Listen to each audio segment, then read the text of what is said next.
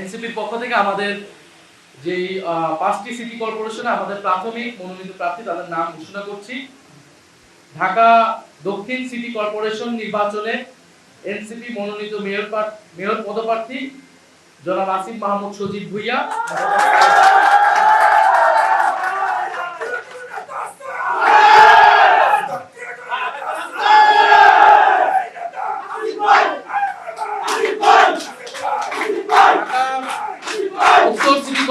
ঢাকা উত্তর city corporation নির্বাচনে NCP মনোনীত মেয়র পদপ্রার্থী জনাব আরিফুল ইসলাম আদিব। কুমিল্লা সিটি কর্পোরেশন নির্বাচনে এনসিপি মনোনীত মেয়র পদপ্রার্থী জনাব অ্যাডভোকেট তরিকুল ইসলাম, আহ্বায়ক জাতীয় যুব শক্তি। রাজশাহী সিটি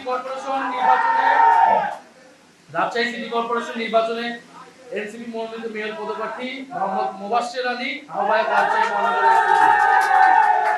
এবং সর্বশেষ সিলেট সিটি কর্পোরেশন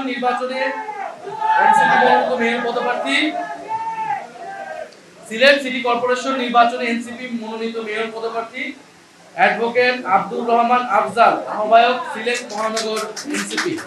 আমরা 5টি সিটি কর্পোরেশনের আমাদের প্রাথমিক তালিকা ঘোষণা করছি এবং আমরা অতি দ্রুত সময়ের মধ্যে আমাদের বাকি সিটি কর্পোরেশন এবং সারা দেশে আমাদের উপজেলা এবং পৌরসভার যারা পদপ্রার্থী হবে তাদের নামও দ্রুত ঘোষণা করে দেওয়া হবে।